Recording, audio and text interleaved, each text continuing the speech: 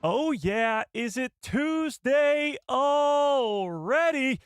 We have some insane news and leaks to get to today, from Ahsoka Season 2 to Star Wars Starfighter to a Visions Volume 3 trailer to the Mandalorian Grogu movie and more. We got an insane show ahead of us today. It's going to be a wild one. Supposedly, Ahsoka Season 2 has wrapped filming. Bryce Dallas Howard has talked about the show and her time directing, and now she's become the most episodes directed of a director of any Star Wars series. Try saying that 10 times fast. And Amy Adams could be playing Mara Jade, a canon version of Mara Jade in Star Wars Starfighter. So without further ado, let's dive into all of this. What's up, everybody? How's everybody doing on this fine Tuesday afternoon? Now, behind the scenes a little bit here, we were going to try and go live on TikTok and on Instagram today, as well as YouTube. But right before the live stream started, I figured out that I'd have no idea how to do that. Well, I do have a little bit of idea, but I set it up incorrectly, okay? So we'll try that again on Thursday and see how that goes. But we are just on live on YouTube as per usual today, and we'll figure that out as the week goes on. Also, we got to talk about Ahsoka Season 2 today. And as many of you know, I'm pretty excited about that because Ahsoka Season 1 is my favorite live-action Star Wars show, and I just can't freaking wait for this second season. But we do have Maul Shadow Lord and the Mandalorian and Grogu movie and Visions Volume 3, all before we get to see Ahsoka Season 2. And we have the first official trailer for Visions Volume 3 that we'll watch today. And if that's not enough for one live stream, we got a giveaway today. It's the last stream of the month, which means giveaway time, because all our great members at the People Who Love Star Wars get a chance to win this incredible giveaway today. And let me pull that up in one sec. This incredible giveaway today, which is on theme of this New Republic era, of this Ahsoka Season 2 and The Mandalorian and Grogu, a Carson Teva helmet from the New Republic. So this thing's pretty damn cool, as we're going to be talking about and hopefully seeing Carson Teva maybe in Ahsoka Season 2 or in the Mandalorian and Grogu movie. But that's the giveaway today. That will happen later on in the live stream. Now, before we do any of that, let's say hi to everybody in the chat, shall we? Let's start this live stream off the right way, shall we? All right. Fearless, what is up? Clan Brandalorian in the house. Pam Hill, what is up? Steve, how we doing? 50 Thunder in the house. Jeannie from Tahini, what is up? Ian, how we doing? Kip Fisto in the building. That Dave that loves Star Wars, great name. That guy B, what is up? Cleve Morris, how we doing? Holly in the house. Droopy McCool, what is up? Not a Fed, how we doing? Nico, what is up? Darth Plagueis lives, how we doing? Ron in the building. All right, if I missed you, your pal Joe, what's up? Dustin Kennedy, how we doing? If I missed you, you know the deal. Just yell at me in the chat. Let's give everybody a nice little... Hello there. General Kenobi. Okay, so I think we got to start here with the Ahsoka Season 2 stuff. Yes, the Mara Jade stuff is really, really cool, and we'll talk about it. Amy Adams and Starfighter. But Ahsoka Season 2 seems to be the spot to start here. The news that it might have is wrapped filming, when it will release, now that we know that it has wrapped filming, and Bryce Dallas Howard talking about Ahsoka Season 2. The funny part is, if this is true, that it has wrapped filming, it's been filming since Star Wars Celebration, so back in late April, early May, then yet again, another Star Wars project has filmed the entire season or movie, because The Mandalorian and Grogu did the same thing, and not a single set leak happened. Not a single one. We don't know anything about the plot of this second season. We don't know anything. There's been a few rumors here or there about maybe a detail or two, but that's it. Ahsoka Season 2, The Mandalorian and Grogu, they are such... just Lucasfilm can keep a secret. That's the moral of the story here. They can keep a secret. Right now, they're filming Star Wars Starfighter, and unless the director of the movie himself, Sean Levy, posts anything online, there's really nothing coming out from the set of that movie. Nada. So whatever Lucasfilm's doing over there, they're doing a pretty damn good job of it because nothing is getting leaked out. Now, I will say we're going to talk about Amy Adams and that sort of plot leak, but in terms of set photos, usually when it comes to a Marvel project or any other movie, there's a lot of set photos because people are just there on set or there's pedestrians where they're filming and they're just taking pictures from afar, and we get these crazy leaks. For The Acolyte, we got a ton of set photo leaks. Maybe that was to get hype for the show because nobody knew what the show was. Maybe not. I don't know. But for the last 2 or 3 Star Wars projects, we have gotten nothing in terms of set photos or any sort of photo leaks from that set. And Ahsoka Season 2 has done the same thing over again. But we do have today some major updates for Ahsoka Season 2 and a little bit of plot that might have gotten leaked out there. Just a little bit. At least, again, take it all with a giant grain of salt. So let's start there with Ahsoka Season 2. Let's see where the hype level is at for this second season of Ahsoka. Tell me on a scale of 1 to 10 in the chat, how excited are you for Ahsoka Season 2? And let's put up a poll in the chat. Shall we? If you haven't smashed a freaking like on this stream, I don't know what the hell you're waiting for. Let's start there. But let's do this. Are you excited for Ahsoka Season 2? Yes or no? Are you excited? Holy crap. Look at the chat right now.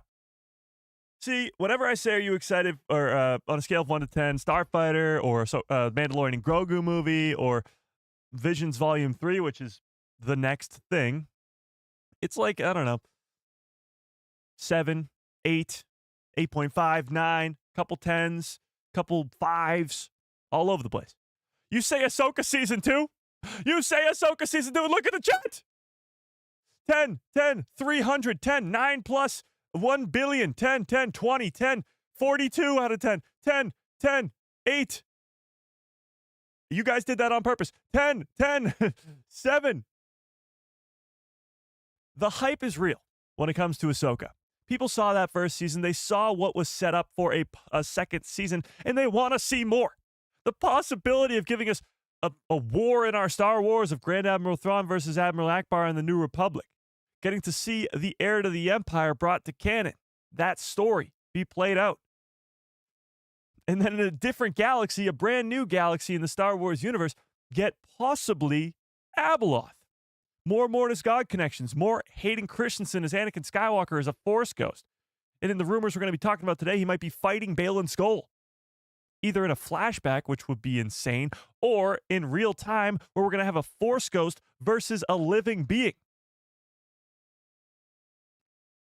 This is craziness. Ahsoka Season 2 just blows my mind every time we talk about it. And even Season 1 does as well.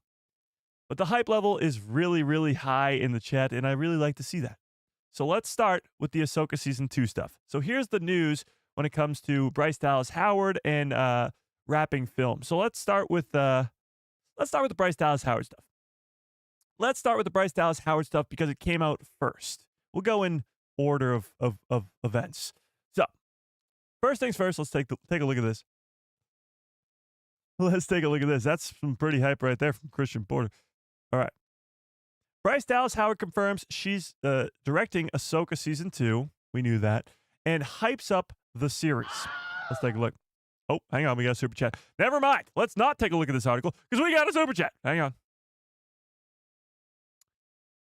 Darth Plagueis lives with a very generous $10 holla. Goddamn, I appreciate that. Says giveaway today. Oh, yeah. Ahsoka Season 2 news doesn't get much better than this. And yes, Amy is Mara Jade. We'll talk about that later.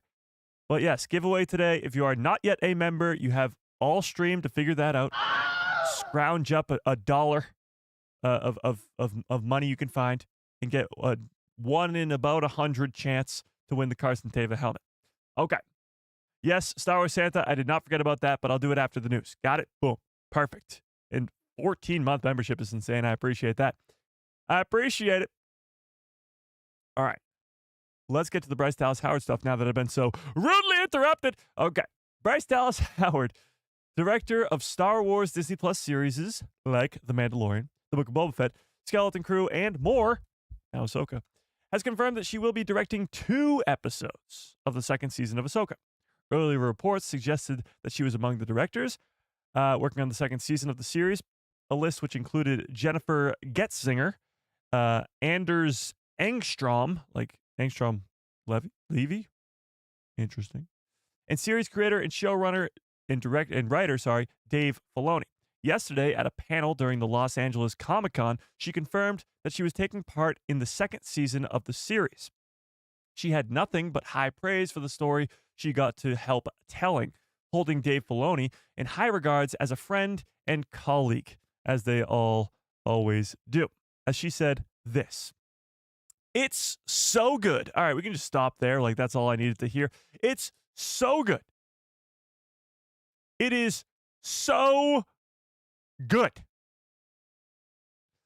It's beautiful. It's thrilling. It is adventurous. It's romantic. It is all the things that you want from an epic story. And I adore Dave Filoni. I feel like I say this on a daily basis, especially the Filoni thing.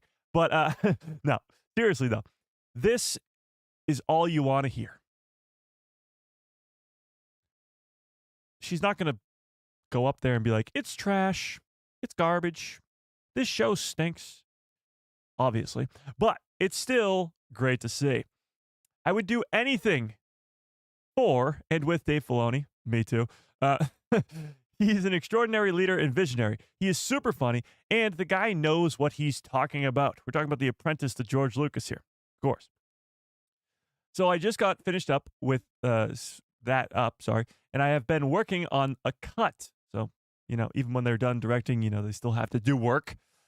And it's just one of the greatest privileges and joys in my life getting to play in that sandbox. Bryce Dallas Howard, as many of us know, there's so many people who want her to get her own movie because she's directed some of the best episodes of The Mandalorian, of the Book of Boba Fett, of Skeleton Crew, etc. She is a very good director when it comes to Star Wars, and it's great to see she's getting 2 episodes of Ahsoka Season 2. Plain and simple. And the high praise she gives to Dave Filoni in the show itself cannot be understated. It's going to be a great show. Hang on, we got another super chat. She continues, so hang on. John Groom with a very generous $10. God, what happened? Feeling extra generous today on a random Tuesday in September? I appreciate it. Says, if Anakin becomes the father, then he could actually take a physical form. It might be too powerful to fight Balin then, or he might be too powerful to fight Balin then. I don't think you're going to see Anakin come back to a physical form. That would be a little too crazy, I think.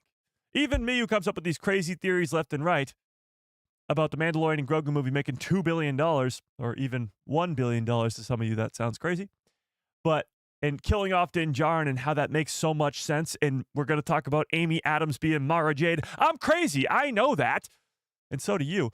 But I still think it's crazy, coming from me, to have Anakin come back to any sort of physical form. Yeah. Indeed. I know, Joe. I know. I'm working on it. Your pal Joe with the 25-month membership. That's insane. Says 1 month of waiting for the 2-year membership badge. LOL, JK. Yeah, I'm working on it. Today we were supposed to live stream on TikTok and on Instagram. It didn't happen. All those things. We were all supposed to have a new microphone set up, but I'm waiting on a different part. It's unrelated. But you know me. I take my time with things. I'll be on it. I'm getting on it. Can't wait for Ahsoka Season 2. Glad to hear that it's done filming. Yes. All right, let's get back to it. Now that I've been so rudely interrupted, let's get back to it. So this was the article where the video where she said that exact same thing. But attendance at the panel indicated that she confirmed that she directed 2 episodes of the 8-episode series, which is consistent with earlier reporting. Filoni has also said during Star Wars Celebration that he would be directing again. As it stands, though, there is no official confirmation that Getzinger or Enstrom is directing any episode of the upcoming season. Additional reporting has indicated that the series will have the trio of cinematographers, Eric Steenberg, Stefan Spjup, and Barry Bass. Iodine. Sure. Those 3 being cinematographers. Having 3 cinematographers on a single Star Wars project, especially a only 8-episode television show, is pretty damn cool. Production began on April 28th, so late April of 2027, with all these actors returning. Rory McCann coming in to take the role of the late, great Ray Stevenson for the role of Balin Skull. And then it goes on from there. So that was the first report. This happened earlier this weekend. I think maybe on Saturday or maybe even Friday. But now we hear this news. Ahsoka Season 2 has wrapped this week. Wrapped filming.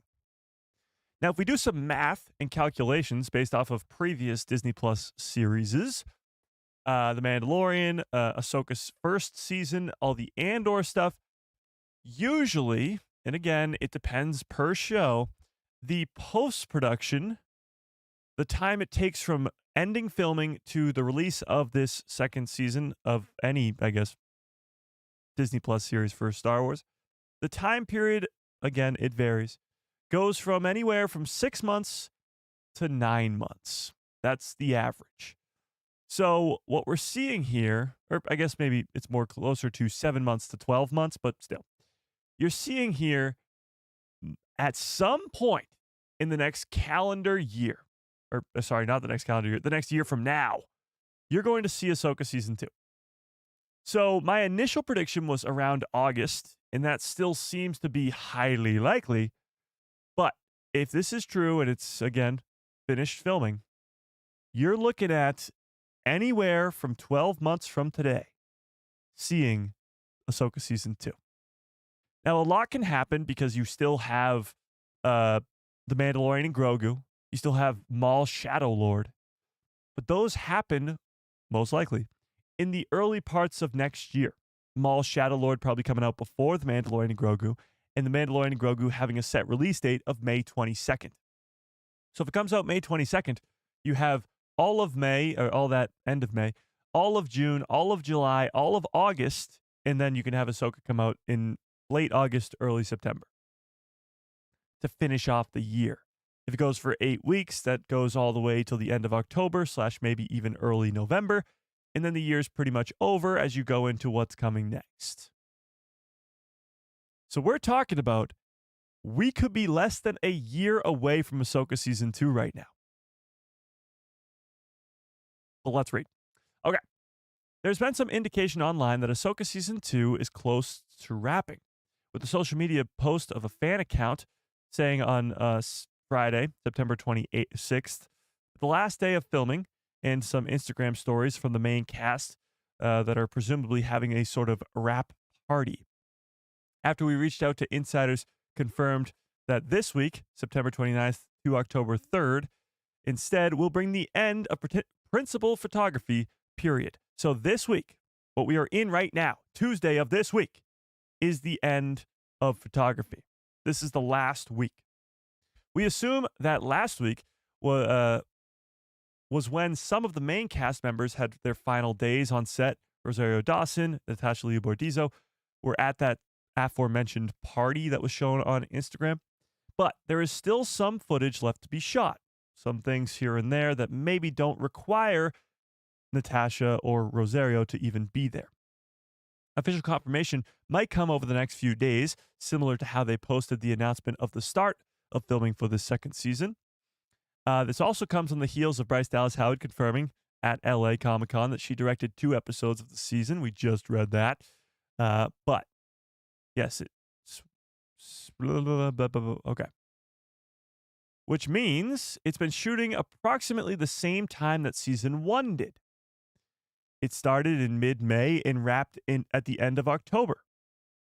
The second season started at the mid to end of April, and now is ending at the end of September and early October. Almost the exact same amount of weeks, or months and weeks. Additionally, Lucasfilm was very recently allowed set visits from members of media, including outlets such as comicbook.com, Screen Rant, Empire, and more. What about a guy who loves Star Wars? Where was my invite? Just kidding. But as we got to see stuff like this happen, holding a very cool lightsaber. Yeah. I get it. Okay. Rosario Dawson, Natasha Liudizzo, Iman Esfandi, Hayden Christensen, Mary Elizabeth Winstead, Lars Mikkelsen, David Tennant, Ivana Sakno are all reprising their roles from the first season. And Steve Blum returns to voice the character of Zeb Aurelius, who will be in The Mandalorian and Grogu and Ahsoka Season 2. But he also voiced the character in Star Wars Rebels. Rory McCann confirmed to take over the late, great Ray Stevenson in the role of Bale and Skull, and Dave Filoni wrote all 8 episodes. It's expected to debut on Disney Plus in 2026. Okay. So, like I said before, with this news of it filming or wrapping filming this week, the week we are currently in, of September 29th to October 3rd, means that at some point over the next 12 months, we will be seeing Ahsoka Season 2. That in and of itself is really, really cool. These are the reports. These are the updates. This is from Bryce Dallas Howard's mouth herself. This is from these official posts on Instagram from the cast themselves. This is not the leaks. This is just the facts. Now we're going to get into some leaks. So with the information that we have, Ahsoka Season 2 is going to wrap this week. You're going to get it. Post-production is going to go for the next 6 to 8 to 10 months.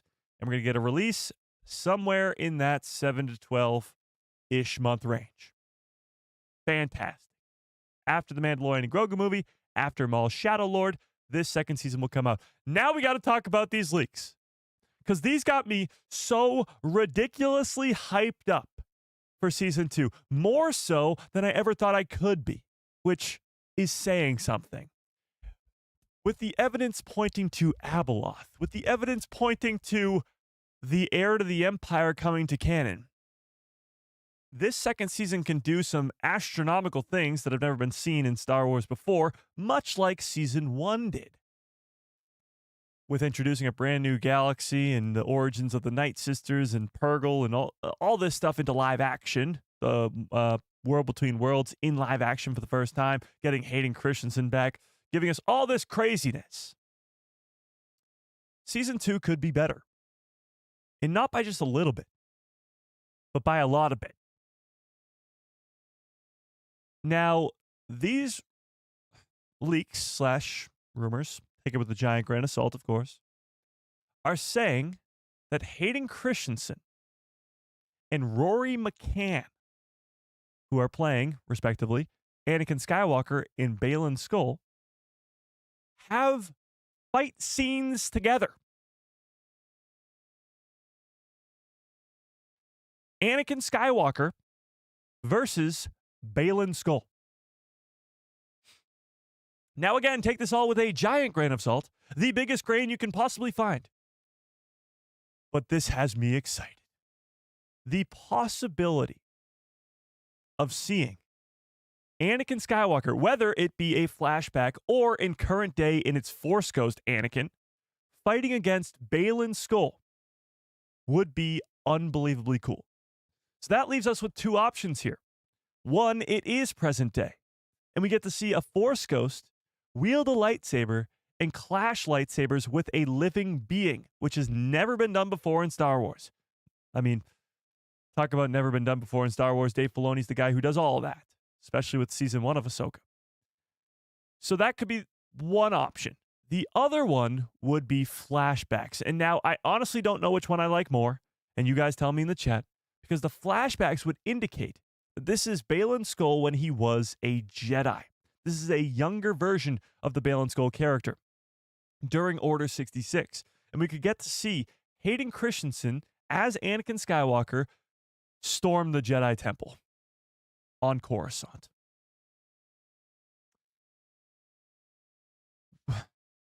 It's just so cool even talking about it. We got glimpses of this, of Order 66 inside the Jedi Temple in Kenobi, because you got to see from Reva's perspective her getting stabbed by Anakin and surviving, which is still crazy. But you got to see that anyway. You've got to see in Revenge of the Sith itself the video footage of him killing all those Jedi at the Jedi Temple. And In The Mandalorian Season 3, you didn't see Anakin himself, but you did get the inside of the Jedi Temple as the 501st stormed it and Grogu got saved by Kelleran Beck. So we might be getting, yet again, another look inside the Jedi Temple on Coruscant as Hayden Christensen, as a younger version of Anakin Skywalker, fights Baylan Skoll, a younger version of the Baylan Skoll character, as he survives Order 66.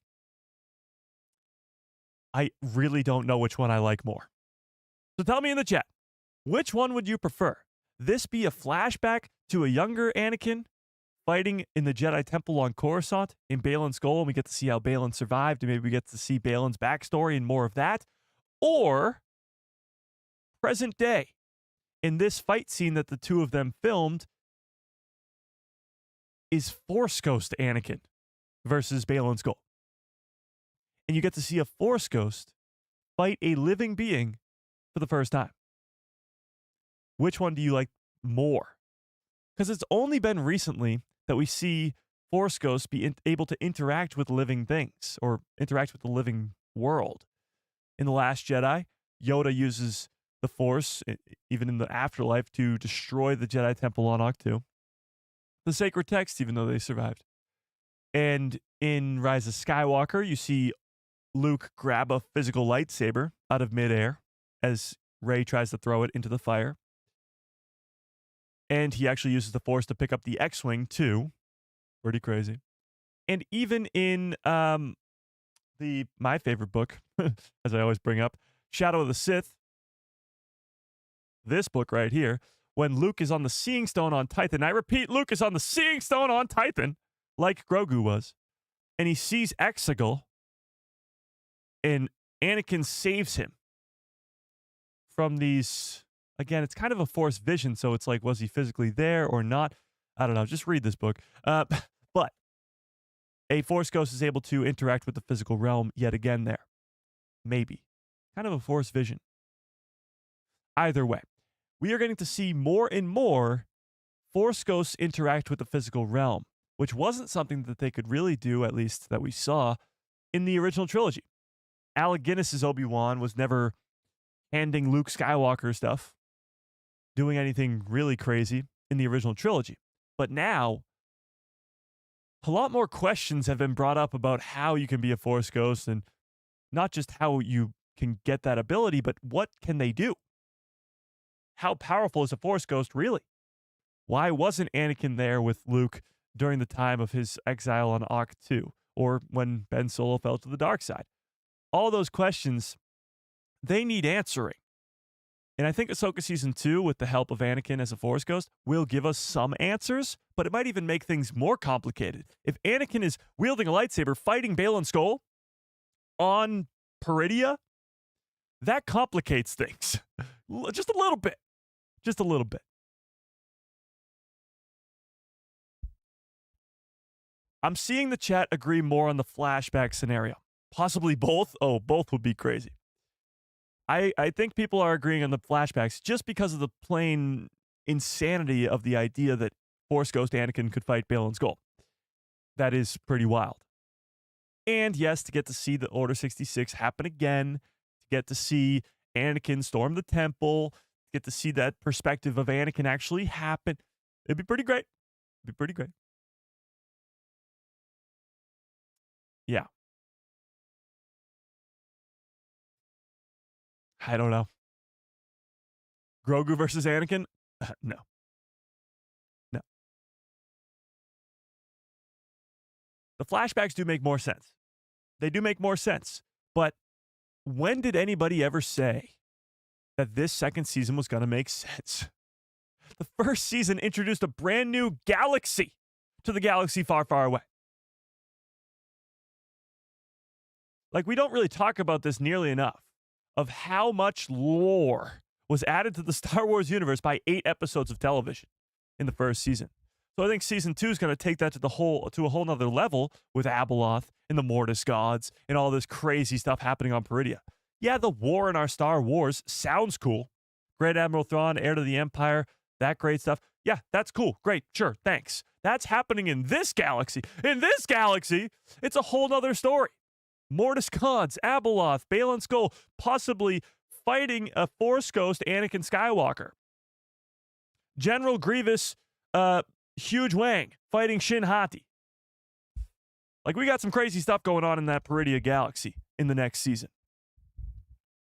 Yeah. Would love to see Cal Kestis during Order 66. Well, we do know where Cal Kestis is during Order 66. That's in the first game. Right? He watches his master die as he sacrifices himself to save Cal, and then Cal escapes. Pretty sure that happens. Unless I imagined that.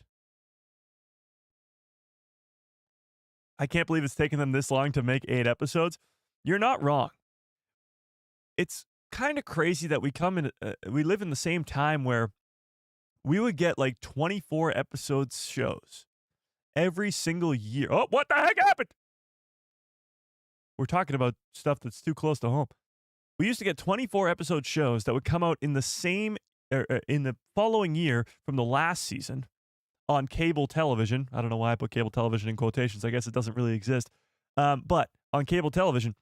And now it takes at least 3 years to make an 8 episode series for a second season. Yeah. It's pretty wild because by the time this second season of Ahsoka comes out, it will be 3 years. Right now we're celebrating the 2-year anniversary of Ahsoka. So yeah, it'll be at least 3 years. That's crazy. Mike, you're not giving me the credit for finding the Easter egg. Did you find it? Chat is going crazy right now. I couldn't see if you found it. Did I go in a tunnel? Yes. Yes. What about some Thrawn and Anakin flashbacks? Well, Thrawn and Anakin do meet each other during the time of the Clone Wars. It's not that like Thrawn is with the Empire at that point. So I doubt that there'll be flashbacks of that. Maybe if Ahsoka is asking about Grand Admiral Thrawn, then Anakin will give a little background, but I doubt it. I doubt it. All right, WV Grad, I got you. I got you. If you're the first one to find it. I'll have to scroll back and look. Okay. So, with that being said, let me put up a poll in the chat here. By the way, 89%, just switched. 89% of you guys are excited for Ahsoka Season 2. That's what I like to see. All right, let's put up a new poll. Do you think, or actually let's put it this way. This leak fight between Anakin and Balin is ...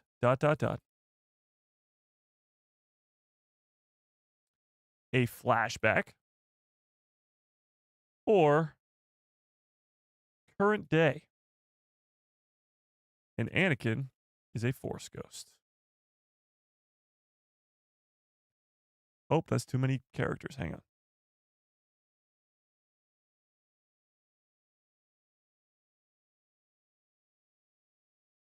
How do I do this without it being too many characters? Current day, and Anakin's a Force ghost. There we go.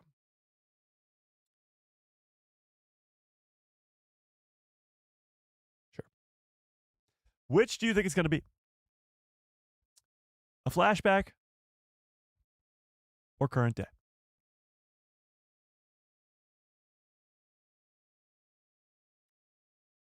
I'd be really surprised if we got a ton of flashbacks in this second season. That's why I'm thinking that it's going to be present day. Think about season 1. The only flashbacks we got in season 1 were just through the World Between Worlds, and they weren't even flashbacks. It was Ahsoka remembering those events and being there as current day Ahsoka. So like those weren't the actual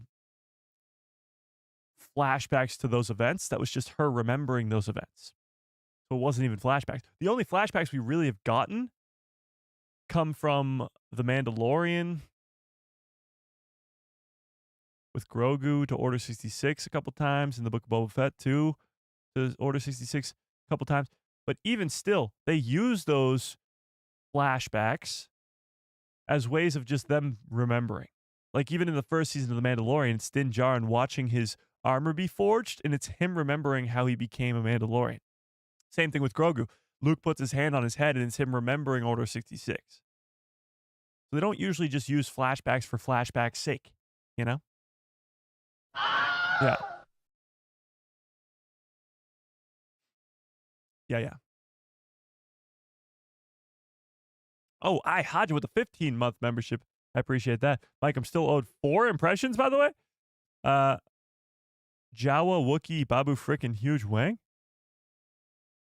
Okay, it looks like I got a lot of impressions to do later on in this live stream because I owe one to Star Wars Santa too. It could be in the World Between Worlds. Baylan Skoll versus Anakin. I doubt it. I seriously doubt that we'll get the World Between Worlds again in season 2. It's something that's not really supposed to be explained too much because it's this conduit between the living and the dead, and it's very hard to get into, that you're going to need to not use it too much. You know? We've only seen the World Between Worlds twice. Ever. And that's in Rebels when Ezra goes in there to save Ahsoka, and then again in Ahsoka Season 1 when we see Ahsoka get saved by Anakin, and that whole sequence go down. So I really, really doubt we'll see it again in Season 2. Yeah. Yeah. But right now, still 62% of you on this poll say you think it's flashbacks. Okay. All right. Interesting. We shall see. I think the easy option here would be flashbacks, but hey, who said the easy option is always the better option? You know? The funny thing to me is, too, it makes more sense just from a budgeting perspective to have it be present day.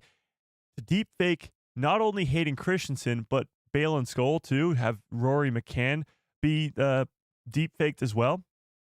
It would take a while, you know? Yeah. But we shall see. We shall see. What's stopping Force Ghost Anakin from using the World Between Worlds to save Padme? It's actually a great question. Because the World Between Worlds is so unexplained, I guess, that's just not how it works. The same way that Ezra couldn't save his master in the World Between Worlds. You have to remember, yes, he does save Ahsoka, but he doesn't. Okay, this is where the whole time thing comes into play. We see Ahsoka sort of sacrifice herself to fight Vader on Malachor 5 in Rebels Season 2 finale.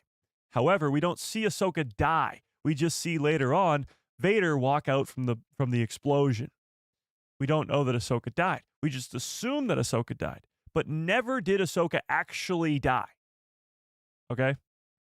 So always in the timeline, Ezra pulls Ahsoka out.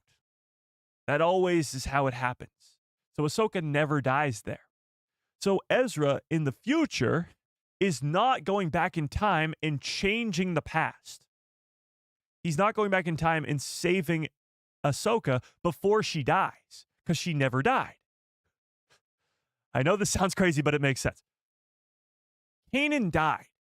So when he sees Kanan in that event take place, he can't pull him out because he dies. And that happens. So that happens. And he dies. Ahsoka never actually died. She always gets pulled out. Kanan dies, so he can't be pulled out. Padme dies, so she can't be rescued. Does this make sense? If Ahsoka did die on that fight in Malachor 5, which she doesn't, then she could never be saved by the World Between Worlds. But Ezra does save her, and that always occurs. That always happens. This sounds like I'm crazy, but it makes sense. Does it not make sense? Yes, Ahsoka never died. Ezra always saves her. Yes? Are you with me so far? So the World Between Worlds isn't something that can go back and alter past events. Ezra always saved Ahsoka.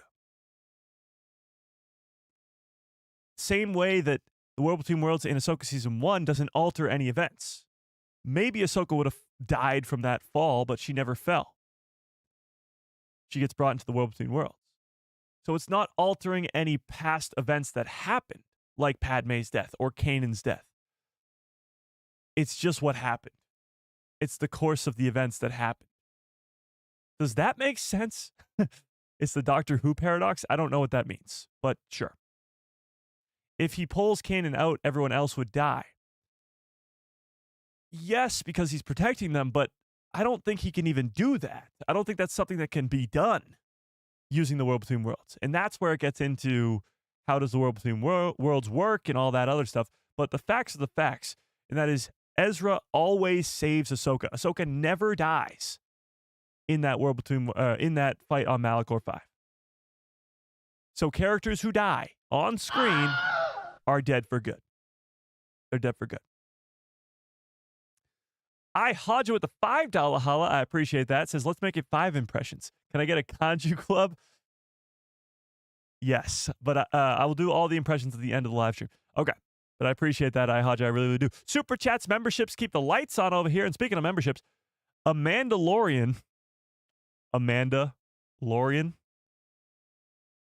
pretty good. Welcome to the people who love Star Wars.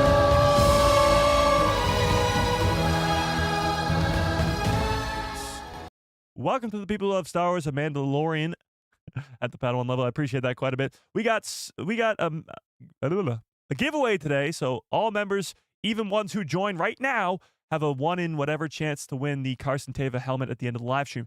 So I appreciate that. Super Chats, memberships, keep the lights on over here. Rom with the very generous $5 holla says, it makes sense. Okay, I'm glad. I hope so. Except for Maul. Well, again, we don't see Maul die. And you might be like, Mike, we see him get cut in half, blah, blah, blah. Yes, he gets cut in half, but he's alive when he falls. That's the fun of Star Wars. No one's ever truly gone, as the great Luke Skywalker once said. Yeah. That's actually one of the better explanations I've heard. Well, I'd hope so, because I just sort of came up with it on the spot. I haven't really thought about the World Between Worlds in that way. Yes, I mean, it's not a time-traveling device. So you can't go back and just alter the past by saving people. If that were the case, Anakin would have done that to save Padme. Vader would have figured that out. He spends years trying to figure out how to resurrect Padme in all these different ways. If the World Between Worlds could do that, he would have done that. Ahsoka never dies on Malachor 5. She gets pulled out by Ezra. So everybody who dies on screen is dead for good. They can't be pulled out at some other point in the timeline. It can't happen. It's not a time travel device. And again, the mystery of this all, the lack of explanation, I guess, for this World Between Worlds thing is why it's only going to be used a couple times. It may never be used again in Star Wars, for all we know. But if it does, I'm assuming it'll be 20 years from now, when something important needs to happen. You know? When Dave Filoni needs to keep Ahsoka alive again. Yeah. Well, I don't think you need to be a Force user to enter the World Between Worlds, especially if you're getting pulled into it. Yeah.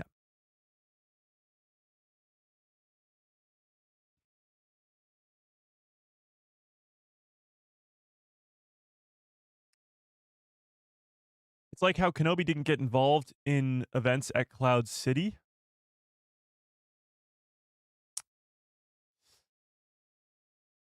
I mean, I guess, but it's a little bit different because Luke doesn't die, you know, or he's not going to die. So you're saying if a person dies, Anakin can't access the portal. I'm saying we see Padme die on screen. She's not going to be brought back to life through the World Between Worlds. That's just not how it works. Ahsoka never dies on screen. In that fight on Malachor 5, we don't see her die. Yeah. The World Between Worlds is purely just Ahsoka plot armor. I mean, that's originally what it was intended to be. Yeah. That's why it was created for Rebels. Sure. If that's the way you want to look at it. Yeah. Okay. I don't know how we got on this whole World Between Worlds thing, but let's get back to the Ahsoka leaks. So, still, it's actually getting closer, but 56% of you think this is going to be a flashback. This Balin Skull versus Anakin Skywalker scene. It would be pretty damn cool to get another glimpse at the inside of the Jedi Temple on Coruscant. Get to see Anakin slicing and dicing some Jedi, and maybe even kill some more younglings. I mean, I feel like we've seen that enough. We don't need to see more younglings die. But getting to see him slice and dice some older Jedi Masters, I don't know. I'm sinking myself in a deeper hole here. Getting to see Anakin kill more people in the Jedi Temple is going to be great. But getting to see how Balin Skull survives Order 66 will be great. And to see why he has this sort of animosity against the Jedi Order. Because Balin is such a mysterious character in Season 1. He knows so much more than he should. He knows Anakin. Him and Anakin have talked about Ahsoka before, seemingly. And he isn't really a Jedi anymore. He's not technically a Sith either, but he's no Jedi. He's much like Ahsoka. He is no Jedi. But I think we'll get some answers to the questions about Balin Skull's past, and maybe whether it's flashbacks to getting to see how he survived Order 66, and he maybe goes toe-to-toe with Anakin Skywalker in the Jedi Temple on Coruscant, which would be awesome, or if it's some other way. We shall see. All I know is Chris Reed in the chat is definitely wrong. An original trilogy reboot is not coming. But all I know is that this leak has got me ridiculously hyped up. Getting to see Anakin versus Balin Skull, whether it be in the past or whether it be in present day, either way, it either gives us an Order 66 flashback or an insane amount of information about how Force Ghosts work. And it allows us to actually see Hayden as Anakin, as a Force Ghost, do something. Because as a Force Ghost, all he does at the end of Season 1 is just stand there and smile. And who knows what he's going to do in Season 2. If he's fighting, that would be crazy.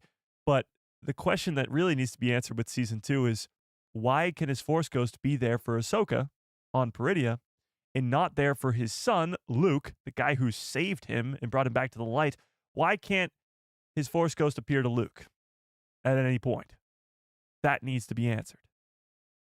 Yes. Did I see what happened with James Mangold? Yes, I did.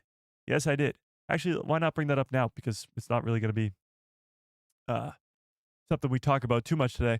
James Mangold just signed a new deal with Paramount Studios, Paramount Pictures, to do a movie over there. I'm guessing to write and direct, but I'm not too sure. But how that affects Dawn of the Jedi, it might be pretty drastic. Dawn of the Jedi has really not gotten many updates since it got first announced 2 years ago, a year and a half ago, something like that. 2 years ago, right? I guess 2 years ago. 2.5 years ago, actually. So we haven't gotten many updates about that movie. And now this is not really a great one. We know that Mandalorian Grogu movie's coming next year, Starfighter the year after, but 3 years from now? What's that? So maybe Mangold can go do that movie with Paramount over the next 6 to 8 months, maybe, and then come back and do Dawn of the Jedi late next year and have it ready for 3 years from now. Or we get a Rey movie before then, and you don't get the Dawn of the Jedi for 4 years. That also could be the case. All I know is Dawn of the Jedi is definitely not coming within the next 2 or maybe even 3 years. So don't get your hopes up for that. I am still very excited for Dawn of the Jedi. James Mangold, Mr. Willimon. It's in great hands, but don't expect it anytime soon. We'll put it that way. Yeah. Dawn of the Jedi should be written by now. I think there probably is a draft of it somewhere. Maybe not a fully completed draft, but Mr. Willimon left Andor Season 2 a long, long time ago to start writing that script with James Mangold. So I assume that the script is probably close to done. Yeah. I hope so. But with that, that's sort of the Ahsoka leaks that got me ridiculously hyped up. There's a little bit more to Ahsoka season 2, but nothing too crazy. All we know is filming is seemingly wrapping up this week, which means we're definitely getting it in 2026. And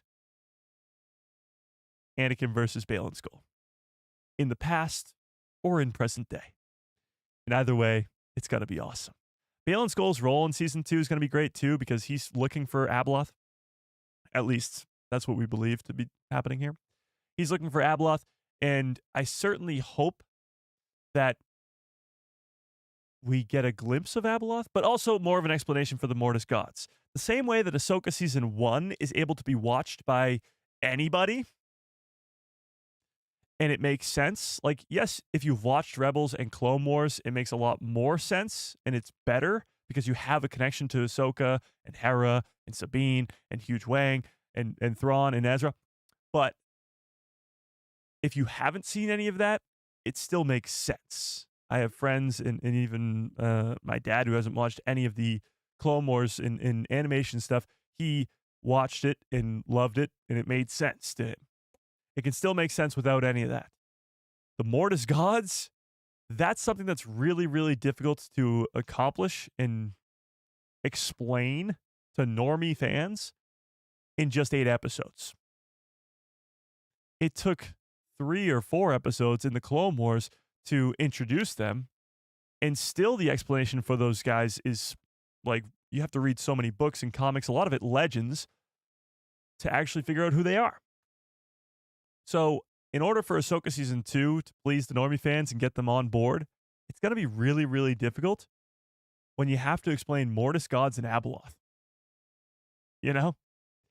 So maybe a flashback to that Clone Wars arc, getting Ewan McGregor back as Obi-Wan would be great. We've heard the rumor that he's coming back, and Ariana Greenblatt is coming back for a young Ahsoka, so it would make sense to tell that arc over again. But explaining those gods and explaining Abeloth is going to be a very difficult goal in just 8 episodes. And it's not even just 8 episodes, because the whole show is not going to just be about these Mortis gods. So, yeah. They're not even real gods. They just died. They're just really powerful beings. Well, yes and no. They can die, but does that not make them gods? They still were the controllers of the living embodiment of the light side, the dark side, and the balance between them. Yeah. If the sun was to escape during that arc, it would be a reign of darkness across the entire galaxy forever. Or at least until he was stopped. Yeah.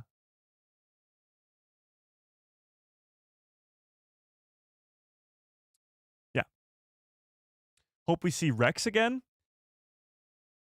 I hope we see Rex in Ahsoka season 2, but now we're talking about so many different things happening in this one season that it's like not nearly enough time to do all of this.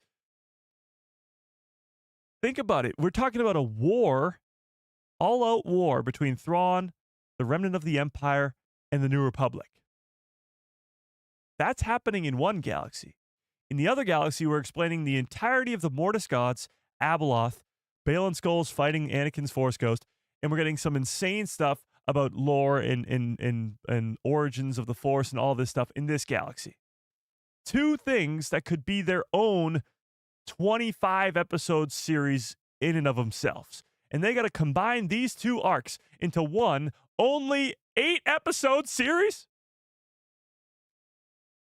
How are we going to find time for Rex? Even Zeb, who's going to be in this second season, where are they going to find time to do that? How's it going to connect to the Mandalorian and Grogu movie? There's so much going on here. Explore the Force, what's up? Longer episodes, or possibly a season 3 already planned out. I think there will be a season 3 to Ahsoka. Well, I mean, that fully depends on how season 2 ends. But I hope there will be a 3rd season. Because if they keep doing this Mando movies, sort of a trilogy, hopefully, you could have it be Mando movie, Ahsoka season, Mando movie, Ahsoka season, Mando movie, Ahsoka season, Mando movie, which would be great. But I get a feeling Ahsoka's not coming home, not coming back to the main galaxy, because she claims to be, this is where they're supposed to be. So I don't know if they'll need a third season, because next Dave Filoni's supposed to do his movie. After Ahsoka Season 2 is done, he's supposed to make his Mandoverse culmination film that brings together all the skeleton crew, Ahsoka cast, Mando cast, Book of Boba Fett cast, all in one movie to probably fight Grand Admiral Thrawn. So if he's doing that, then when is Ahsoka Season 3 going to get done? You know? So I don't know if there's enough time in the day. Do you think they'll announce more Kenobi in 2026? I do. Maybe, I don't know when. But the reason I do is because Ewan McGregor is still going out there talking about, we want Kenobi Season 2, Disney, what are we doing? Like, he's really calling out Disney specifically. I think the fans, there's enough fans that want a Season 2 of Kenobi that they will make it. Yeah. Didn't they say this was the last season? I don't think so. Mike. How about Omega in live action at some point? I think Mae Martin should play the part. Who the hell's Mae Martin? Let's see. Mae Martin.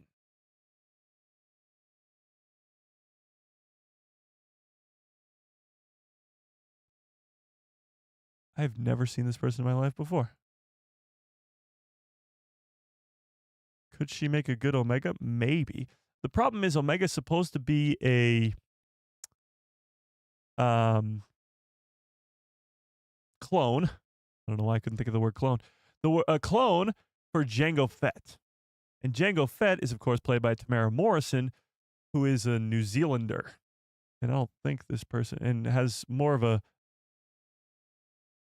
yeah, this is a Canadian actor.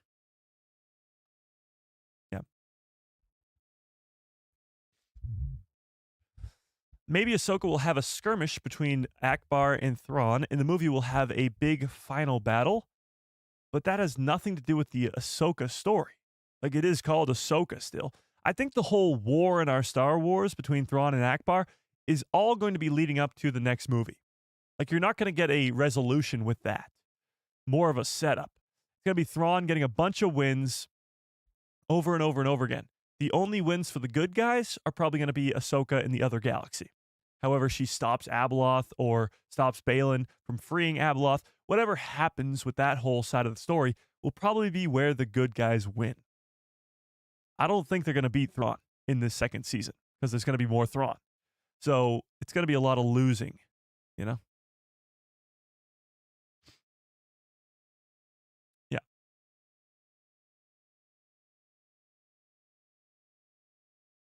Do you think the future we will see Grogu talk like Yoda? No. Grogu will talk normally. Yoda only speaks in riddles and backwards because of his master. So the other Yoda species that we've seen, Yaddle, she speaks normally. Actually, Bryce Dallas Howard, we talked about her already today. Bryce Dallas Howard is the voice of Yaddle in Tales of the Jedi. And she talks completely normal. So when Grogu speaks, it will be completely normal. Yeah. Yeah. Akbar will be in the movie, not the show. Well, no, he'll definitely be in Ahsoka Season 2. That's what Dave Filoni was talking about. But Akbar, we know, survives, at least, because he's in the sequels. He's in The Last Jedi, where he dies. Yeah. Where he perishes. Yeah. Okay. But with that being Game of Thrones, okay. Yeah. But with that being said, we do have to move on here to this whole MARA Jade debacle. So, this is the question being thrown around today and yesterday and the day before and the day before that. I've been talking about this for weeks now, but this is the question that's being thrown around. Is Amy Adams playing MARA Jade in Star Wars Starfighter? Now, before you're like, Mike, you're an idiot, obviously she's not, blah, blah, blah, blah. There has actually been a leak/report that has come out that makes fans actually believe this is true. Now, we talked about, the people who love Star Wars have been talking about this for literally weeks since Amy Adams got cast in the role. And you guys all thought I was crazy at first, but now you're all like, oh, maybe he's right. But there's a reason why this is the case. There's a reason why people are thinking this is real. And it comes from Daniel RPK. Amy Adams' character in Starfighter is reportedly a Jedi. Not reportedly a Force user, which it says her son is Force sensitive, Flynn Gray, because his son is not a Jedi. She's not Force sensitive. She's not a Force sensitive being. Her son is, but she is reportedly a Jedi. Not a Force user, a Jedi. Now, what does that mean? Well, it means a lot. It could mean many different things. One, and my personal favorite, is she's playing Mara Jade. Who is Mara Jade? Great question. A Legends character who could be brought into canon, who in Legends was the wife of Luke Skywalker. They had some kids together. One of those kids actually ends up killing her. It's a whole thing. But originally, the Emperor's Hand villain sent out to kill Luke Skywalker turns into good guy, love interest, wife of Luke Skywalker. It would add so much to the character of Luke. It would add so much to how he ends up on Ahch-2, and it could be a huge plot point in Star Wars Starfighter. So with this being said, and we'll dive into this in a second, let me put up a poll in the chat here. Let me put up a poll.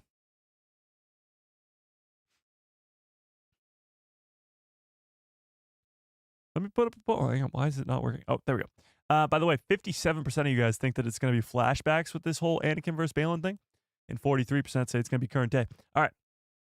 Do you think Amy Adams is playing Mara Jade in Starfighter? Yes or no? Tell me in the chat. Okay. And while you do so, let me talk about this for a sec. So not only is this really cool because, well, that's what we've been assuming this movie is going to be about. Also in this report, it's being confirmed that Ryan Reynolds' character, or Ryan Gosling, Jesus, my fault, chat. Ryan Gosling, not Reynolds, is not Force sensitive. So he is probably just a Starfighter pilot who happens upon this kid who needs to protect him. Sounds about right. So the kid is Force sensitive, the mom is Force sensitive, and a Jedi. And something must have happened to her because now this son is in the care of Ryan Gosling's character. So with that, all our hopes and dreams might be coming true with this Starfighter movie. This Force-sensitive child Flynn Gray is playing could end up being in the new Jedi Order of Rey in the possible sequel trilogy written by Simon Kinberg. And not only that, this character right here, played by Amy Adams, could be Mara Jade. Now, reportedly a Jedi is where things get really interesting. The only way that she could be a Jedi is if she was, one, a member of Luke's Jedi Order and survived the killing of Kylo Ren in the Knights of Ren, who killed all the people at Luke's Jedi Temple, or she's an Order 66 survivor. Now, I think the more likely one here is that she survived the Luke Jedi Temple stuff with Kylo Ren, because that, I mean, people are kind of getting sick of the whole this guy survived Order 66 over and over and over again. And it would make sense, I think, more age-wise if she was Mara Jade and if she was with Luke's Jedi Temple instead of Order 66. She's 51, perfect age for Luke. Yeah, I mean, kind of. It fully depends on if this character is going to be dead in the movie, like if she's already dead and we only get to see her through flashbacks or something like that. Because if Mara Jade is around during the time of the sequel trilogy, a lot of questions need to be answered. But it's the same as like Ahsoka being around during the time of the prequels and not being in Revenge of the Sith, or being around during the time of the originals, Cal Kestis, Ahsoka. those characters not being in the originals, not helping out with Luke and the rebels trying to fight back against the Empire, those questions, they needed to be answered. And some of them still do, where they were at. But it's the same thing as Mara Jade not being in the sequels. Where was she? Well, here's the greatest part of all of this. The same guy with the Clone Wars Season 7, Dave Filoni, and a whole team back there, Brad and blanking on the name. What's Brad's last name? I don't know. Either way, the whole Lucasfilm animation team over there that did the Clone Wars Season 7 and made it so perfect that what Ahsoka was doing was just as cool as what Anakin and Obi-Wan were doing during Revenge of the Sith, having her fight on Mandalore with Bo-Katan against Darth Maul. Incredible stuff. Having what Ahsoka's doing during the events of Revenge of the Sith make sense and allow the character to survive, not only her, but Captain Rex too, and Maul. Having those characters survive through the events of the prequel trilogy and have stories beyond that. That's the same people that can work on a character like Mara Jade, makes sense that she has a whole story before the sequel trilogy and maybe even a little bit story after the sequel trilogy in Starfighter, and it makes sense. It's been done before with many of characters. So, if this is true, if this report is to be considered a fact, which it's not, take it with a giant grain of salt, it's just a report for now, and she is playing a Jedi,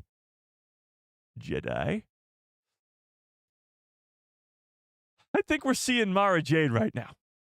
I think we're seeing the birth of Mara Jade, and her first ever appearance in canon will be in Star Wars Starfighter, a post-sequel movie to get fans ridiculously hyped up. We talked about the hype level for Ahsoka Season 2 today, but the hype level for Starfighter has grown so much since they announced the cast, since they showed the set photo from Sean Levy. It's gone to the moon.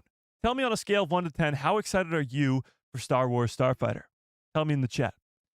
It's crazy to see how excited people are for this movie, not just because it's Ryan Gosling, but the cast of Matt Smith, Mia Goth, Amy Adams, Aaron Pierre, and others. It's a stacked cast, but also it's 2 years away, or a year and a half. It's almost 2 years away. That's a long time. And the hype is ridiculously high for a movie that's that far away. If it's not Mara Jade, we riot. I'm down with that. If it's not Mara, we riot. But look at these numbers. 9, 10, 12, 5, 9, 9, 8.5, 8.5, 7. Pretty high praise. 7s and up with a couple lower ones. But we don't know anything really about this movie.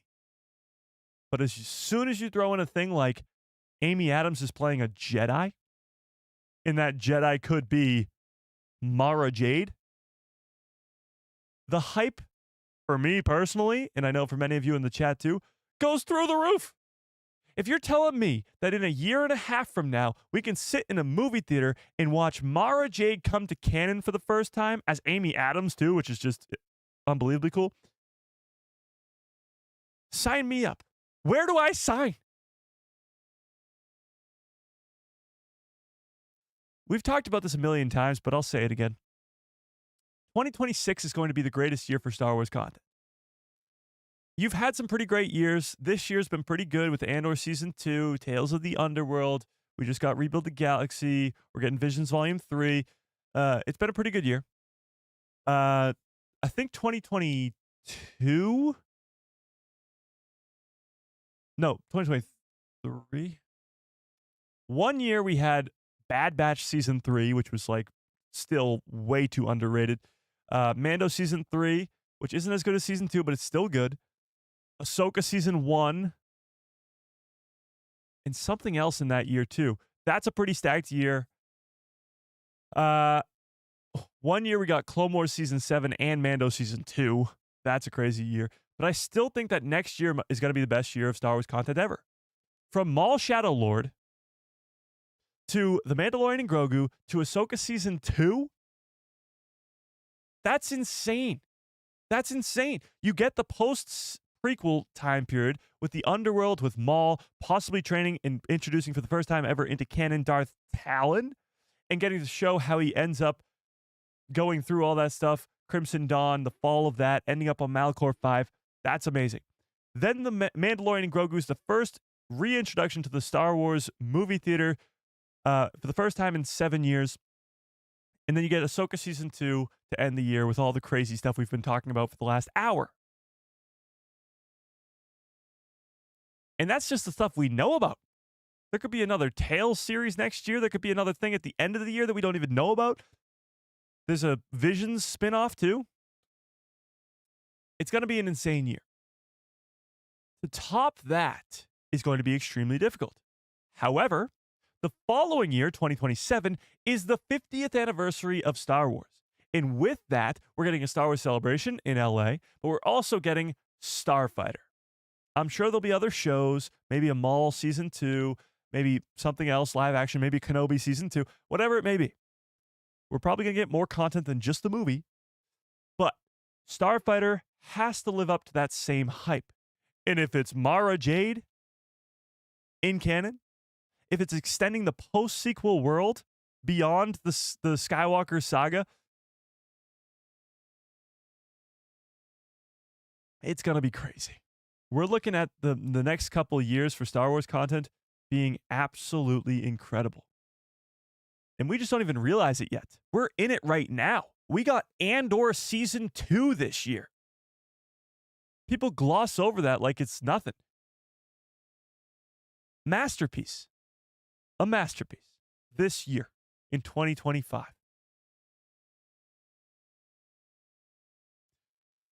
Mara Jade's kid with Luke could be Rey's age, like 6 years old or more if she got pregnant before Luke's exile.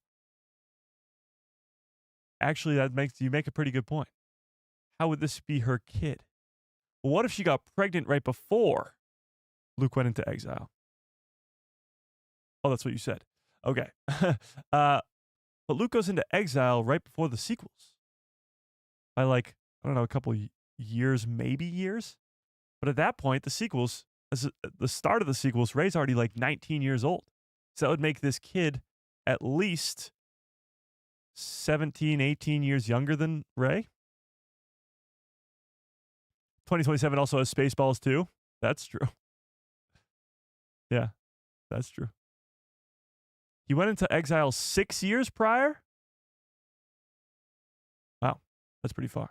But even still, 6 years prior, Ben Solo, when he leaves the Order... Well, actually, let's look this up. How old is Ben Solo at the beginning of The Force Awakens?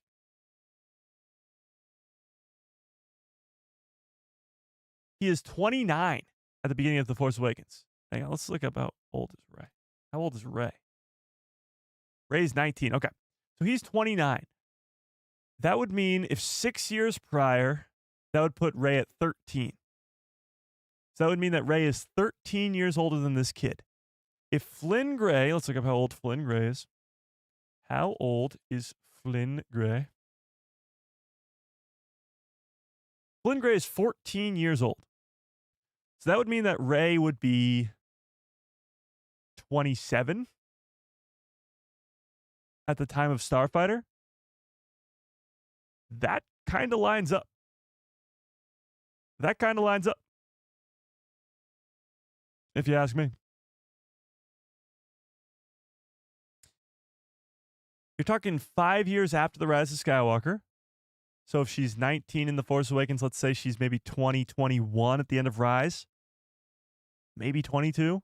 5 years later, she's 27. It's actually the exact math we need. That lines up perfectly, actually. And by the way, 63% of you guys say that you think that she's playing Mara Jade. That's crazy.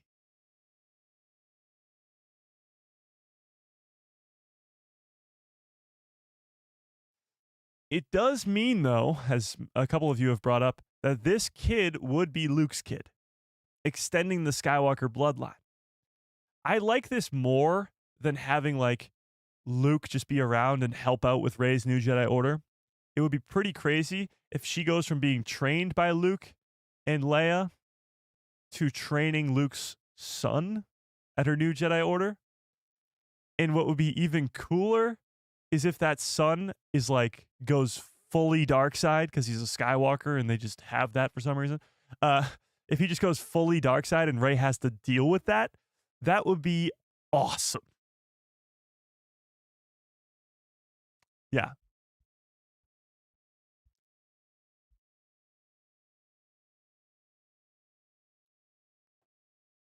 I think Amy Adams is playing Nina Nalwood. Oh, okay. A character that never existed. Nice. Another Michael Love Star Wars says, just started watching Ahsoka, Andor season 1 last night. Even though I've seen season 1, it's 14 times better. Oh my God, it hits so much harder after watching season 2. So much foreshadowing. Season 2 not only made Rogue One better, but also made season 1 better. Yeah. I mean, there's so many things that are set up with season 1, and that's why season 1 for some people is and bore. I guess season 2 was also and bore for those same people. But either way, yeah, season 1 is setting up so much to play out in season 2. Yeah. I don't care about Cyril's death unless I watch him eat Cyril for 5 episodes of season 1, you know? Yeah. She wasn't a redhead? What do you mean? Amy Adams? She's definitely a redhead. In a world where the only thing that needs you to be Mara Jade is your hair color being red. In a world where anybody's hair can be dyed the color red, Amy Adams has been cast as a supposedly Jedi for Starfighter with a son who's Force sensitive. Think of how crazy it will be. First of all, if they don't tell us. Think about that. Think about if they do all this marketing with just Ryan Gosling's in Star Wars. Yay, Ryan Gosling, Matt Smith, Mia Goth, they're in Star Wars. Get hyped up. And we do. And then we go to the movies without actually the trailers or any marketing giving up the fact that this is Mara Jade and Luke Skywalker's son. And then they reveal that in the movie. That would be insane. That would be so crazy. It wouldn't be as crazy as Grogu, but it would be on that same sort of playing field. They don't tell us any of that in the marketing. They don't tell us any of that beforehand. They just release the movie like they released the episode and give us Grogu in The Mandalorian Season 1. And they give us Mara Jade with Amy Adams. And Flynn Gray is playing the son of Luke Skywalker? Oh, it would be awesome. The Jedi already... only 5 years since the Sith's destruction? Seems a little quick. Well, Rey is there. Rey's going to be making a Jedi Order. Oh, you're talking about Amy Adams. Well, Amy Adams' character is most likely going to be dead because, and before you're like, Mike, you're always killing off characters. She's probably dead because her son is going off with this random Starfighter pilot. Like, if she's not there to protect her Force-sensitive son, why is he hanging out with Ryan Gosling? You know? So I think she'll be dead. And then all the stuff we see of her will be flashbacks or memories or whatever to the character. And that's where the revolution will come out, where we realize that this is Mara Jade and this is Luke's son. I wonder if they'll straight up tell us that Mara's dead, though. Or what if he kills her? Imagine, or even better, like poetry, it rhymes. What if she dies in childbirth, giving birth to this Flynn Gray character, just like Padme did? That would be wild. It would be crazy if this Flynn Gray character killed the mom, killed Mara Jade. That would be insane. Just like Legends. But it would be crazy. At like 13, 14 years old, he kills his own mom, whether it's by accident or he's just pure and simple, a dark side, horrible person. That would be wild.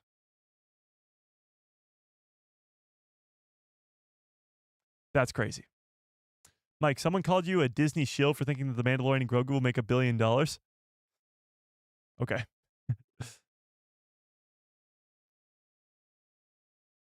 Let's just wait then. I can't prove them wrong without the movie making $1 billion, so maybe I am, you know? What are you going to do?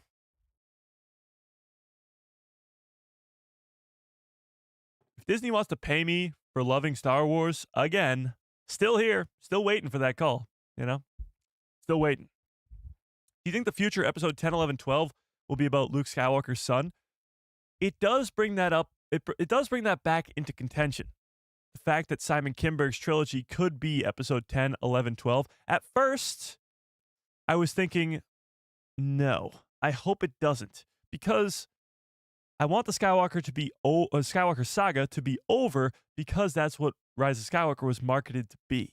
The end of the Skywalker saga. And it is. Palpatine's gone for real this time, and all the Skywalkers are dead. Except for maybe if Mara Jade and Luke had a son together.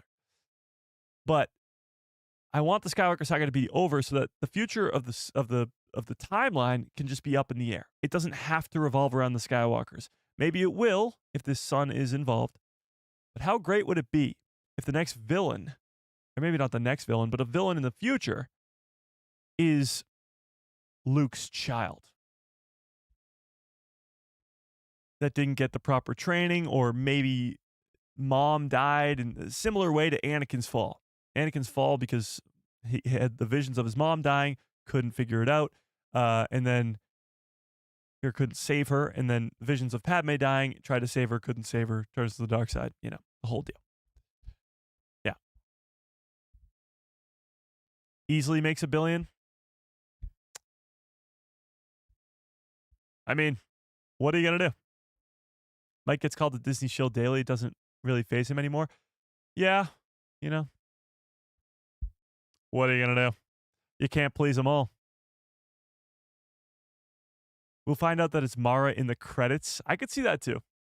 I could see them not even explaining in the movie, and just us crazy Star Wars fans have to figure it out. You know?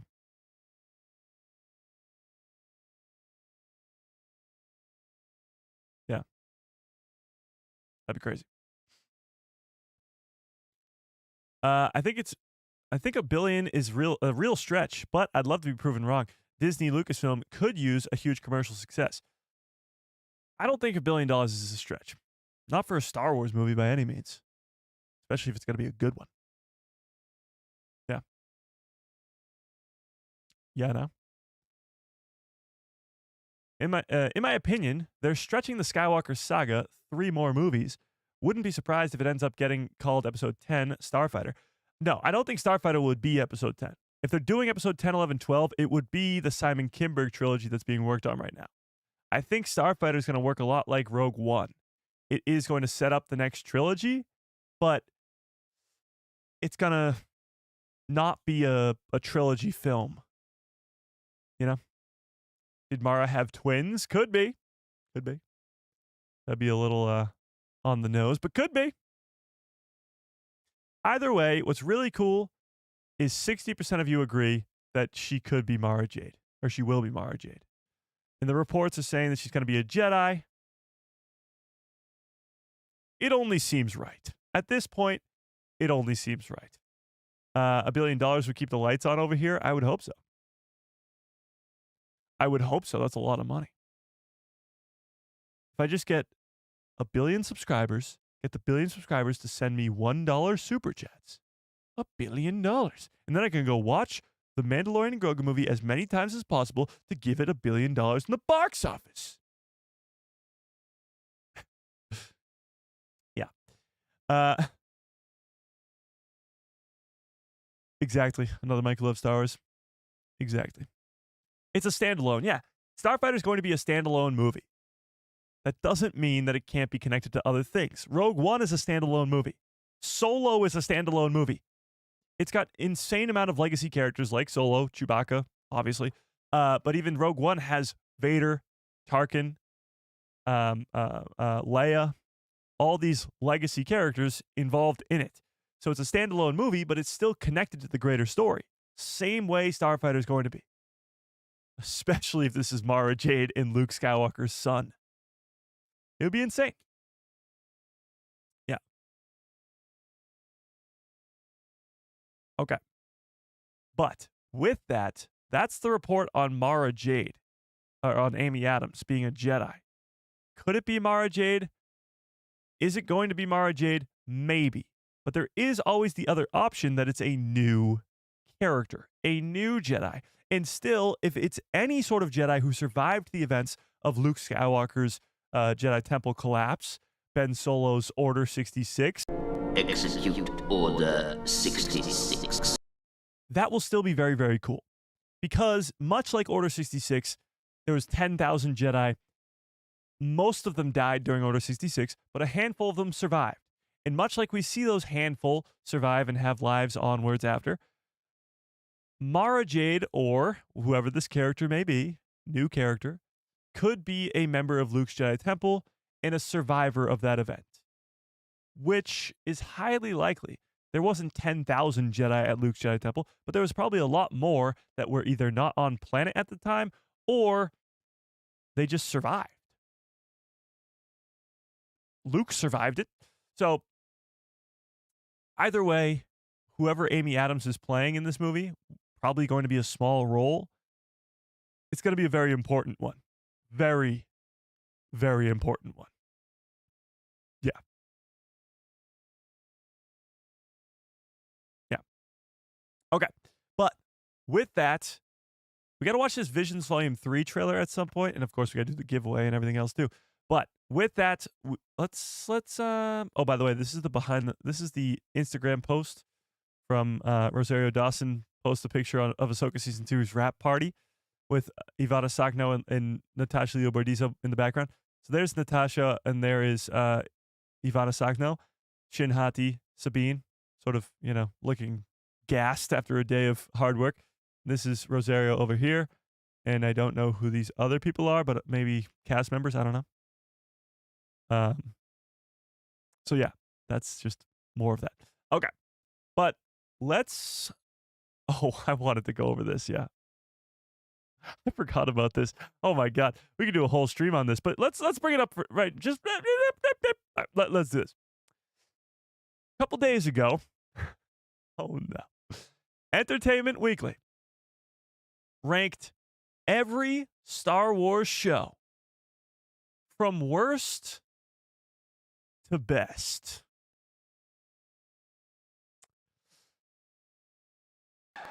This is where the fun begins. Now, do I agree with this list? No. But it did spark quite the uproar. So let's take a look at this.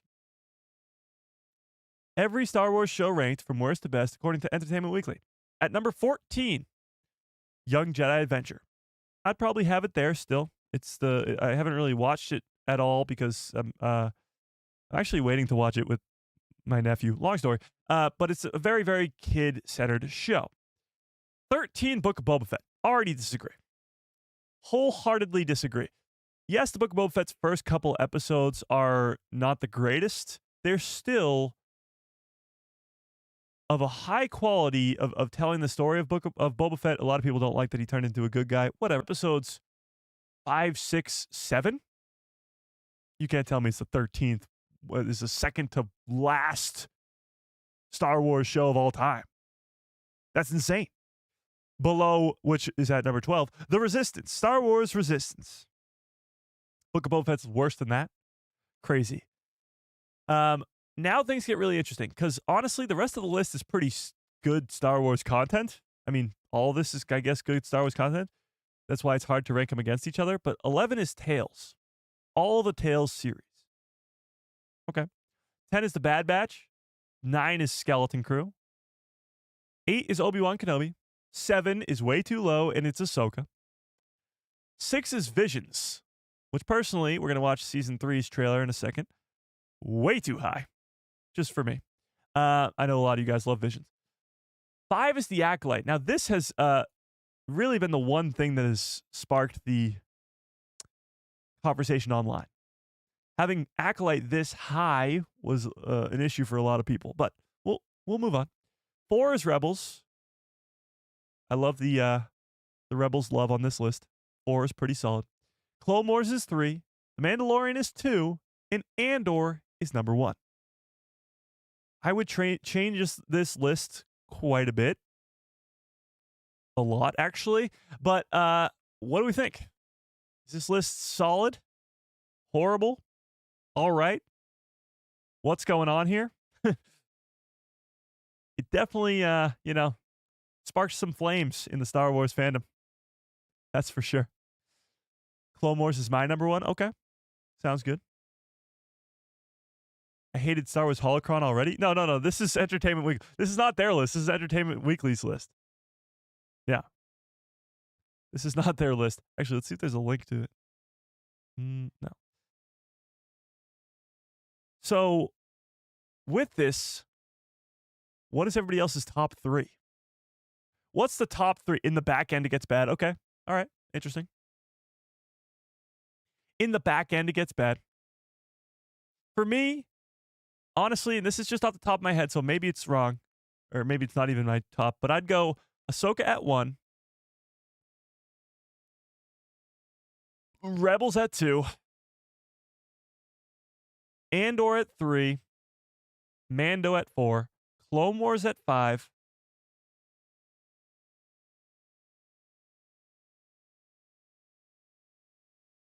might be the Acolyte. Acolyte at 6,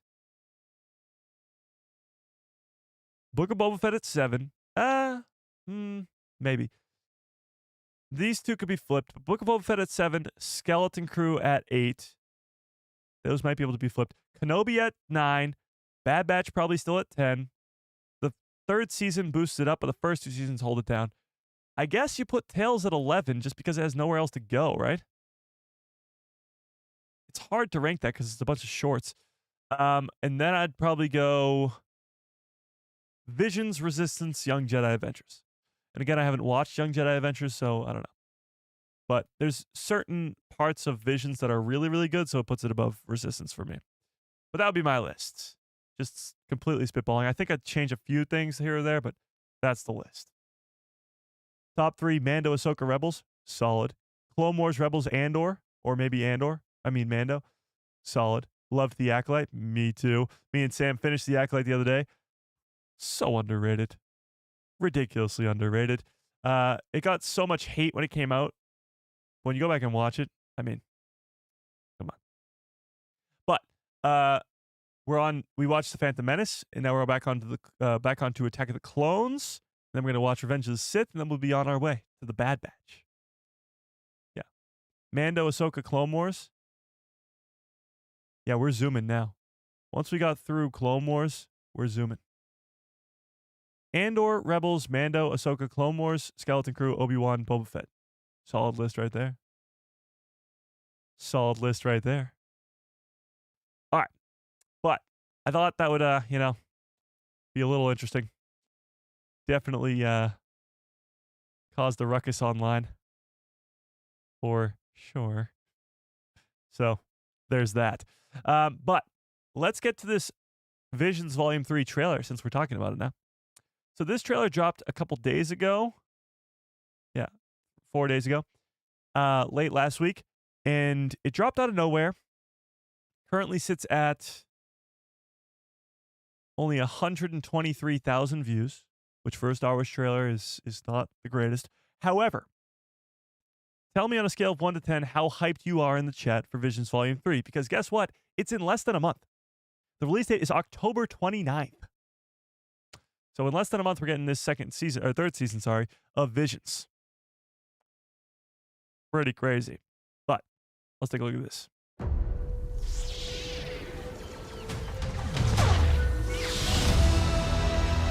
The path ahead seems so bright with possibility.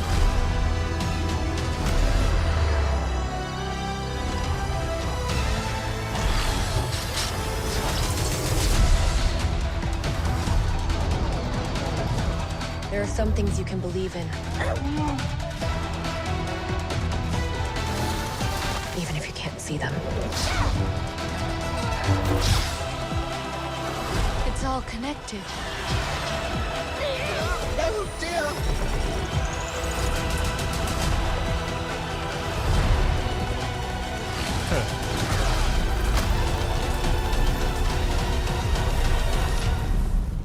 Try not to die. Simple, right? Let's go! Trust in the Force and its energy, which binds all living things.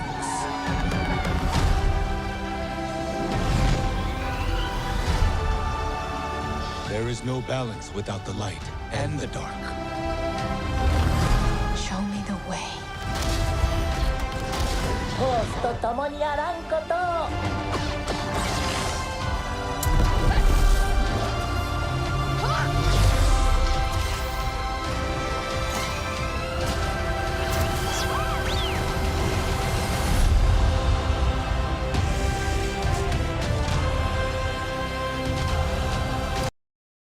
There you have it. October 29th. I mean, it does get you excited. Visions is not really my thing. I'm more of a canon guy anyway, but bringing back the best arcs like Ronin in the Ninth Jedi and all that stuff is really, really cool. Getting extensions of those stories is great. There's some really cool stuff in there. Some really things that I'm like, okay, I don't know. You know, some of the lightsaber stuff is really cool. Somebody said too many lightsabers. This is pretty wild. This. And getting to see a Sith Lord Twi'lek here, it's pretty cool. Right before we hopefully get a Sith Lord Twi'lek in the Maul series. So there's that. You got even Ewoks and Wookiees later on here. Ewoks. So, I think it could be the best season of Visions, but you know, what are you gonna do? What does it matter if it's canon or not? Yeah, I mean, it doesn't. It really doesn't. There's some legend stuff that I think is some of the best Star Wars content there is. I mean, the Darth Plagueis novel and a lot of the Old Republic stuff. But to me, it just bounces around way too much. For example, the first episode is Ronin, and it's incredible. The next episode is like the Cantina Band thing. And maybe some people really like that episode, but I'm like, this isn't it. You know? Yeah, I know. But that's the idea. Like, they make these Visions shows for people who are big-time anime fans and Star Wars fans. You put those two together and you got Visions, and it's, for those people, awesome. It's like the best thing ever. That's why for so many people, they love Visions.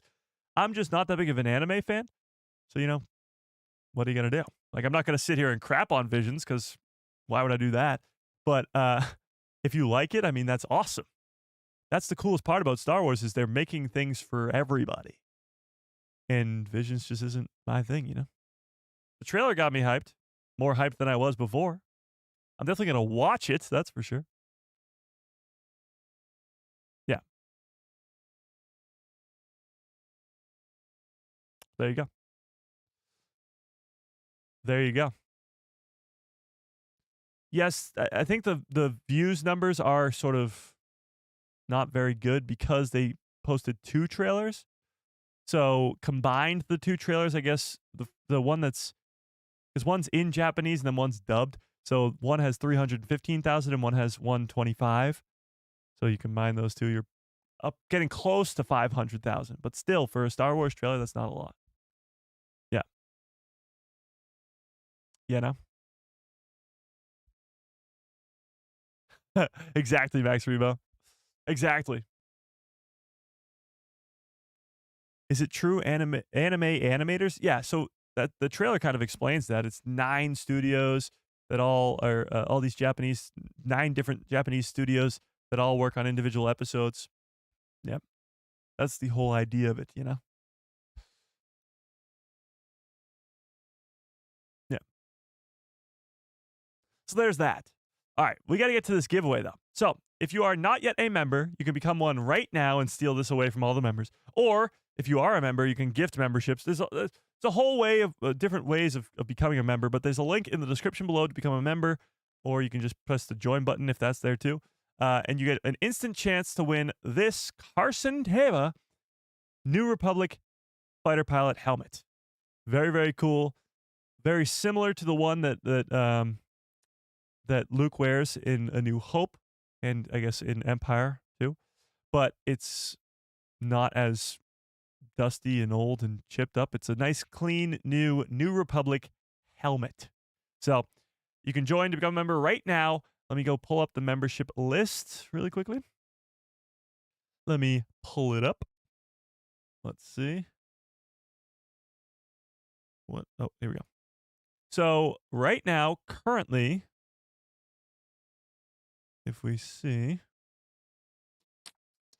all your members. So we had a ton of gifted memberships last month. So we did lose a good amount of memberships, actually. Actually, not really. Never mind.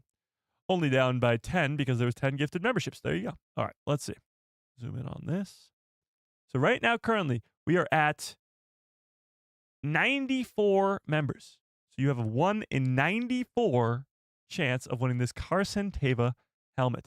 So if you see your name on this list, you got all these. A Mandalorian just joined the stream. Qui-Gon Wild rejoined.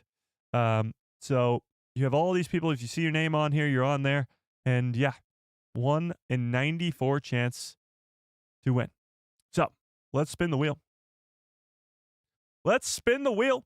Where's the wheel? Oh, there. Here we go. So, a random number generator, spinning the wheel, 1 to 94. Spin the wheel. Chance to win the Carson Teva helmet. Can I get some good cups full of orders in the chat, please? Oh, we got an early number. Bum, bum. Can I get some good cups full of orders? 15. That's going to be a very early number. Let's see. 15. Go all the way to the bottom. I hate when it does this. Why has YouTube not fixed this yet? Scrolls back up to the top all the time. So, number 1 is Cat's Paw. 2, 3, 4 is Rose. 5, 6, 7 is Starship. 66. 8, 9, 10 is Brandon Baker. 11, 12. Oh. 11, 12, 13 is Rory. 14, 15. Riser T. Or Riser T? Razor T. Riser T. R-Y-Z-E-R-T. You have won it. Let me write that down so I remember. Riser T. Are you here right now, Riser T? R-Y-Z-E-R-T. Well, if you're not, you have you have all week to get back to me, and then we'll give it away to somebody else if you don't. But you have all week to get to me. DM me on Instagram, on anything, anywhere. Yeah. Figure that out. We'll get that out to you as soon as possible, as soon as you message me first. Yeah. Okay. There we have that. Now, let's do... Oh, okay. That's better, actually. Yeah. I guess she's not here. Or he's not here. Or she's not here. There you go. All right. Let's do this. Look at all those good cups of fall orders. That's so funny. Love it. All right. Let's start with these impressions, shall we? So, first and foremost, let's start with... Oh, what is going on? Why is this lagging so much? Aha. What is happening? Chat, I think you broke my thing over here. You broke it, chat. Nothing is loading. Oh, there it goes. Okay. So let's start with Star Wars Santa. You need the armor saying, not necessarily going to see Sigourney fighting aliens. That's incredible. All right. I need to hear the armor, though. Armorer saying, this is the way. Let's hear it. Let's hear it. Will do well. Reserve some for the foundlings. As it should always be. The foundlings are the future. As it should always be. The foundlings of the future. This is the way. This is the way. Okay, I got that. Let's hear it. What do I have to say again? It's not necessarily... Hang on, I forgot what it is already. It's not necessarily going to be Sigourney fighting the aliens. This is the way. I don't know. The female voices is too hard to do. I'm not a female. But, all right. I Haja. I got to catch up on some here. A Jawa. Oh, Daisy! I got you with that one pretty easy. A Wookiee. Ah! Ah! Babu Frick. Uh-oh. I don't know what's going on here. The chat is so broken on my end. It's not loading anything. All right. I don't know what's going on there. But let's see what the last one was again. Oh. Yeah, of course. The Kanji Club one. Of course. Of course. How could I forget? Kanji Club. I gotta pull it up again. For the life of me, I can't remember this. Kanji Club. Star Wars. This is the way. Did you just say Raptors? They're dangerous. You ever heard? Think about taking the fall. Oh, here we go. Han Solo, you're a dead man. You're a dead man. Qualitique. See, at first I hated this. Now I love this. What's the problem? The problem is we loaned you 50,000 for this job. Can you see them? No. I heard you also borrowed 50,000 from Kanja Club. I heard you also borrowed 50,000 from Kanji Club. Oh, I love it. It's awesome. That's so good. I found a guy on TikTok the other day. This is completely off topic, but I found a guy on TikTok the other day who sings like famous songs in different accents, and it's hilarious. He sings like Eminem if he had a British accent, or Miley Cyrus if she had a British accent. It is like the funniest thing ever. It is so good. It's so good. Yeah. Okay. Yeah. I don't know what's going on with my chat, but it's severely broken. I don't know what's going on. Oh, yeah, this was the James Mangold news we were talking about earlier. James Mangold has signed an overall deal with Paramount to develop, direct, and produce movies for the studio. Oh, that's a lot different than we were talking about earlier. He signed an overall deal to develop, direct, and produce movies for the studio. That's not good. I thought he was just signing on to do a movie. He's signing on to like be with Paramount exclusively. That's what it sounds like. That's not good. That's not good at all.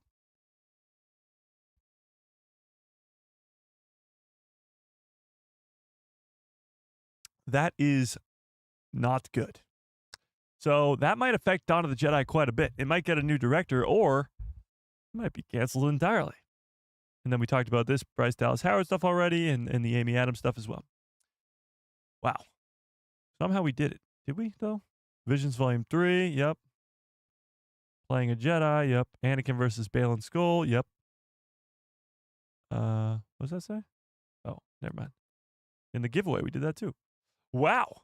Somehow we manage. Somehow I manage. Yeah.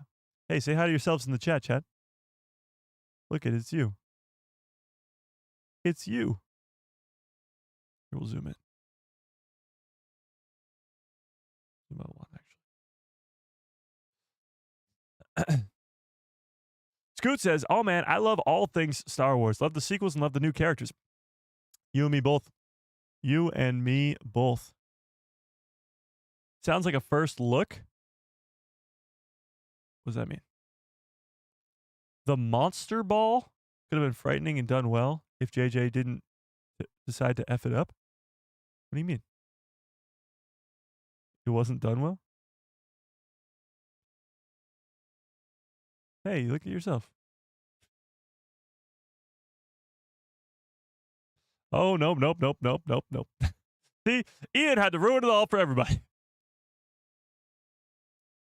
I don't think it'll affect his Star Wars project. He'll just be doing this first. Interesting. So you think he can work on both at the same time, being exclusive over or being that director producer guy over at Paramount, and also be working on a Star Wars movie? I guess that's not impossible, but I think it's highly unlikely. Yeah. Interesting. All right, by the way, this poll has gone down drastically from when we first put it up, but still 57% of you think that Amy Adams will be playing Mara Jade in Starfighter, and I agree as well. But with that, I do have to get on out of here. We did get to pretty much everything I wanted to get to today. I guess we'll have to talk more about that James Mangold stuff on Thursday, and probably a lot more other things as per usual, but we'll figure it out then. I'm definitely going to try and do that whole live streaming thing on Instagram and TikTok next time again when I actually figure it out and set it up better, because I was panicking right before we went live. But with that, who won the gift? It was Razor T or Riser T, something like that. Yeah. But with that, smash a freaking like in the stream. Hit that subscribe. Honey Badger, what's up? Yeah, hit that subscribe if you have not already. All that great stuff. And yeah. Mara Jade coming. Ahsoka season 2 leaks and updates. It is truly the best time to be a Star Wars fan. It really, really is. But until next time, may the Force be with you. Always.